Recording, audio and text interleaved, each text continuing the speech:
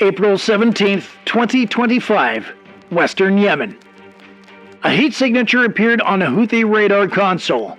Fast, high, and silent. Operators assumed it was a drone, a routine intercept. They armed a pair of Syad missiles, locked on, and launched. But what they locked onto that night wasn't a drone. It was a B-2 Spirit, the U.S. Air Force's invisible sword. A flying wing of radar reflective angles, near undetectable to even the most advanced tracking systems. You don't see a B-2 bomber unless it wants to be seen. That night, it didn't. The missiles burned into the sky, but the B-2 was gone before the warheads ever reached altitude. Not shot down, not hit, simply gone. And while the Houthis were scrambling to make sense of what just happened, the Spirit kept moving, smooth, silent, and already feeding its live reconnaissance data to the Diego Garcia, halfway across the Indian Ocean. What the B-2 saw that night, and what it shared, would spark a retaliation the world wasn't ready for. This wasn't a standard strike package. This was not a drone swarming Ras Isa or a destroyer launching warning shots. This was the trigger moment that led to what we now know as one of the most surgical, strategic, and devastating airstrikes in recent U.S. military history. And yes, if you've seen our breakdowns of the Ras Isa bombing, you've seen the result. But this is the beginning. The moment the Houthis made the biggest mistake possible, they fired on the wrong aircraft. And the response wasn't just precise, it was personal. The moment the Syad missiles left their launch rails, the Houthi operators were already behind the curve. They'd tracked the heat, locked in a trajectory, and assumed they were targeting a US MQ-9 Reaper drone, a common sight above Yemen's coastline. What they didn't know was that this wasn't an unmanned platform casually sweeping for radar spikes. This was a stealth bomber on an active mission, and it was watching them back.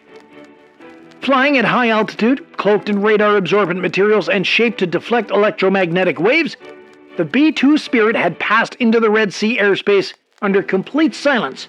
Its radar cross-section, smaller than that of a bird, made it almost invisible to conventional detection systems. It wasn't just avoiding detection, it was built to be forgotten. But somehow, something had pinged. A brief radar pulse. Whatever it was, it gave the Houthis a chance to take a shot, and they took it. From a hidden SAM site dug into a rocky hillside around Al Hudaydah, 2 surface-to-air missiles streaked into the night. The B-2's onboard threat receivers chirped, barely. The pilot, already mid-mission, executed a defensive maneuver and deployed countermeasures. The bomber didn't need to dive or race away.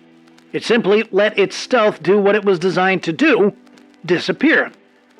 The missiles lost their lock. No detonation, no contact, nothing.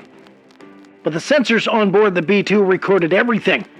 Launch vectors, IR signatures, missile trajectories, and most importantly, the precise coordinates of the launch site. Back at Diego Garcia, the information fed directly into a live mission channel. Within seconds, analysts flagged the origin point, mapped the surrounding terrain, and identified thermal signatures of additional equipment nearby. What the bomber had just picked up wasn't an isolated threat, it was part of a mobile launch network. While the Houthis scrambled to reposition, the U.S. Air Force had already built a full telemetry profile of the site. And here's where things shifted. Normally, an aircraft, even one as advanced as a B-2, would complete its mission, upload data post-flight, and let ground command sort out the next steps. But this night was different. The Spirit wasn't just on a recon pass. It was fully armed, loaded with GBU-57s, massive ordnance penetrators, and a suite of JDAMs optimized for hardened underground targets. Command didn't need hours to make a decision, they already had one. The attack on the B-2 was considered a direct act of aggression. The order? Immediate retaliation. And retaliation from a B-2 doesn't come with fanfare. It doesn't involve warnings or build-up. It doesn't light up the sky with tracers. It comes in silence, with precision, and with total surprise. At high altitude, masked by clouds and curvature, the B-2 adjusted course. A new strike profile was uploaded from command. The aircraft banked south, just by a few degrees. But that small correction was enough to put its payload within the perfect striking range of the Houthi site. While the rebels on the ground were still scanning the horizon for visual confirmation of a kill, the Spirit locked in GPS coordinates and prepared to drop. The first pair of JDAMs released without a sound. They fell with gravity, corrected mid-flight, and struck within 1 meter of their target, an equipment hub nestled behind a camouflaged bunker. The detonation was immediate. Secondary explosions lit up the hillside. What had once been a launch point was now a crater. But it didn't end there. 2 more bombs followed, targeting what intelligence had flagged as a hardened underground shelter, likely housing command staff or munitions. The 5,000-pound penetrators did their job. From the moment the Houthis fired to the final explosion, less than 15 minutes had passed. 15 minutes from confident launch to absolute destruction. And the B-2? It was already gone. Climbing westward. Invisible, untouchable, mission complete. The B-2's presence over Yemen wasn't for show. It was sent for deep strike capability, the kind needed when surface-level bombing wouldn't cut it. This isn't a frontline aircraft. It's a strategic lever. And once it moves, you know something big is coming. And yet, even in 2025, it still shocks adversaries. Because even after decades of upgrades, countermeasures, and radar evolution, the Spirit still operates like a ghost. It's still the plane that the entire air defense networks failed to track. Which made the Houthis' decision to fire on it not just dangerous, but reckless. They didn't know what they were aiming at. They didn't know what they were provoking. And they certainly didn't know that their failed strike would trigger a data stream so accurate it would allow U.S. forces to launch follow-up missions with pinpoint accuracy. Because the B-2 didn't just drop bombs that night, it painted the battlefield. It marked supply depots, mapped transmission hubs, captured thermal imagery, and fed it live to joint operations centers. It gave the U.S. analysts a real-time view into the pulse of Houthi operations, and it did it all while staying invisible. Hornets carrying GBU-38 JDAMs and AGM-88 HARMs screaming towards the Yemeni coastline. This was no drawn-out campaign. This was a 6-minute storm. The first targets were exactly where the B-2 said they'd be. The same SAM battery that launched those 2 Syad missiles. Precision bombs dropped from near stratospheric altitude, punching through layers of camouflage and concrete. The site erupted in fire and debris. A secondary explosion confirmed munitions had been hidden beneath. But the bombers didn't stop there.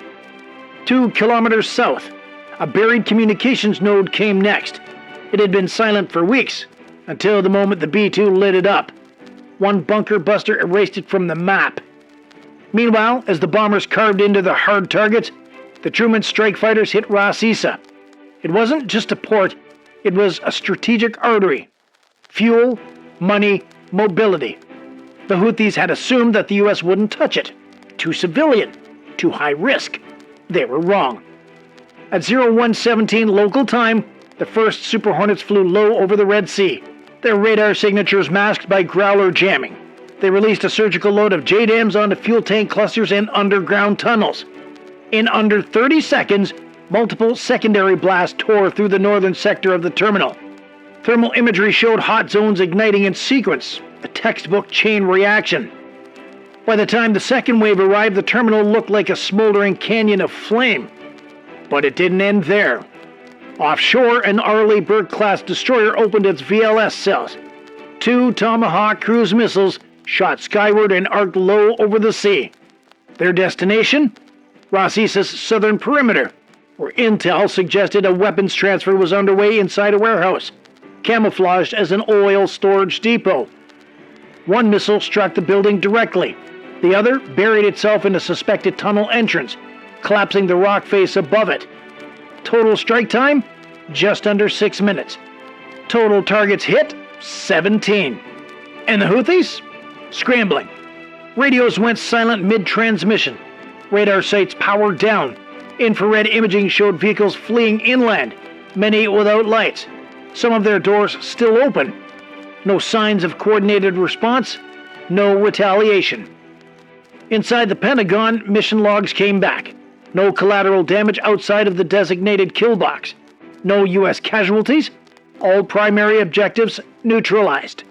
And yet, it wasn't the destruction that made the mission historic. It was what triggered it. Because a single mistake, firing at what they thought was just a slow-moving drone, had summoned the full fury of American stealth aviation, carrier-based firepower, and precision warfare doctrine. Not as revenge, but as policy. This wasn't about killing a launch site. It was about reminding everyone watching, from Iran to Moscow, that the U.S. doesn't need to be provoked twice. The message was loud, clear, and delivered with steel. And for the Houthis, it came with a brutal realization. They didn't just fire on a bomber, they opened the door to something they couldn't contain. By sunrise, the smoke from Ras Issa was visible from space. Infrared satellites pulsed with heat signatures of what had once been a fuel terminal. Now it was a scar, blackened, broken, and still smoldering along the Red Sea coast. Inside Houthi territory, everything was quiet. Too quiet. The moment Package Alpha ended, local radio traffic dropped to near zero. What little chatter remained was panicked, fragmented. Some units reported losing contact with Central Command. Others never checked in again. Ground sensors picked up scattered figures fleeing on foot, abandoning convoys. But there was no public statement, no official declaration of retaliation, only silence and smoke. The Houthis knew what had happened. They'd just underestimated how fast the U.S. would respond and how deeply it could strike without warning. For years, Ras Issa had stood as a strategic blind spot. Even during the height of the Saudi-led airstrikes, the terminal was left untouched. The decision to hit Ras Issa wasn't random. It wasn't just about fuel or revenge. It was about leverage. The terminal didn't just store oil. It powered logistics, funded drone production, and served as a nexus for encrypted communications across western Yemen. U.S. intelligence had tracked its rise for months, building a case for its role not as infrastructure, but as a military node. The moment a B-2 came under fire, that designation changed from theory to target, and so did the rules. Within 24 hours of the strike, oil markets shifted. Defense analysts across the globe scrambled to interpret what had just happened.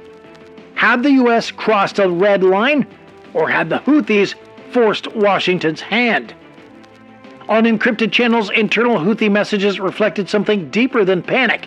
They showed confusion, repeated queries about lost radar systems, inquiries about jammed GPS signals, rumors of a cyber attack, officers demanding answers from headquarters that no longer existed. What they didn't realize was that the B-2's data package hadn't just enabled a retaliatory strike, it had collapsed an entire communication framework. Key relays were gone, command nodes severed, mobile launch units fried before they could be relocated. It wasn't just fuel that burned at Ras Issa, it was tempo, rhythm, the sense that they were in control. And while the world waited for the U.S. to issue a statement, none came. No press conference, no chest-pounding announcement, just footage. Satellite images of scorched earth, heat maps, before and after comparisons, and one simple truth. Something had changed. For the Houthis, the idea that their SAM systems could fire with impunity was gone. For their backers, the message was even sharper. Hide your operations behind civilian assets, and those assets become fair game. This wasn't just a response to provocation, it was a shift in doctrine. A new phase in the conflict, where stealth bombers no longer hover on standby, they hunt. Where ports that double as war chests become targets. Where 6 minutes of silence from a radar screen might mean the next strike is already inbound. The impact of April 17th didn't end with the craters it left behind. It reshaped the entire game board. And the next move? It wasn't the Houthis to make anymore. In military terms, the April 17th strike was textbook.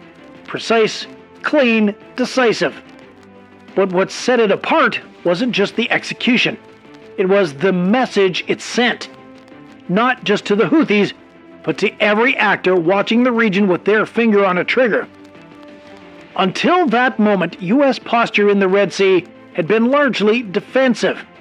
Drones patrolled, destroyers shadowed shipping lanes.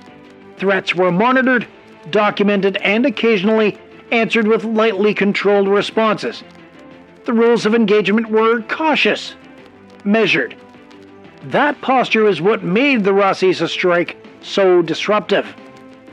Because this time, the U.S. didn't just respond to provocation, it flipped the script. Deploying a B-2 bomber, the crown jewel of American stealth capability, wasn't just about hitting hard. It was about signaling intent. The kind of intent that says, we're no longer playing by the tempo you set. The Houthis, and more importantly their supporters in Tehran, Damascus, and elsewhere, had grown comfortable with operating in the gray zone, launching drones from civilian areas, hiding weapons in infrastructure, embedding command posts beneath oil facilities. These tactics relied on one assumption: that the U.S. wouldn't risk the blowback of hitting economic or civilian adjacent targets. But with one mission, that assumption died. Ras Issa wasn't just destroyed, it was redefined. No longer just a port, it was now a valid military target. And with that reclassification came a new doctrine. If it supports the war machine, it's on the board. For Washington, this wasn't escalation, it was clarification. The strike told allies, adversaries, and undecideds alike, stealth bombers are no longer reserved for wars on paper. They're active, they're watching, and if provoked, they're authorized to engage. Not in days or hours, but in minutes. The battlefield didn't just shift geographically, it shifted psychologically. And that's the real win. Because wars aren't just fought with missiles and bombs.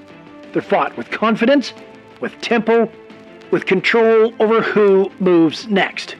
And after April 17th, the next move belongs to the one watching from above, silent, invisible, and already halfway home. The sky over Yemen is quiet again, but it's not peace, it's pause. After the smoke cleared from Ras Issa and the signals went dark, something fundamental had shifted. Not just in terrain or tactics, but in tone. The United States had made it clear. The rules are different now. You don't get to fire on a B-2 and walk away. You don't get to hide behind infrastructure and assume it's off limits. If you touch American assets, we don't wait, we answer. That single failed missile launch, it didn't just miss its mark, it changed the equation. What began as a stealth bomber flying a deep recon mission ended in a 6-minute display of modern, raw warfare, fueled by data, precision, and a doctrine that's no longer reactive, it's preemptive, calculated, relentless. And now, every radar system that pings too long, every convoy that strays too far, every antenna that rises where it shouldn't, those things come with a new level of risk. Not just of being watched, but of being wiped out before anyone even knows what hit them. That's the legacy of April 17. And that's why this story mattered. Let us know in the comments, what do you think was the real turning point? Was it the failed Houthi launch? The U.S. choice to strike Ras Issa? Or the simple fact that the B-2 showed up at all? And hey, if you want to go one step further and support the channel directly, join the fleet. You'll get loyalty badges, priority replies, and help us bring more real naval stories to the surface. Click join on our channel page and step aboard. Until next time, stay sharp, stay safe, and remember, sometimes the war you don't see is the one that rewrites the rules.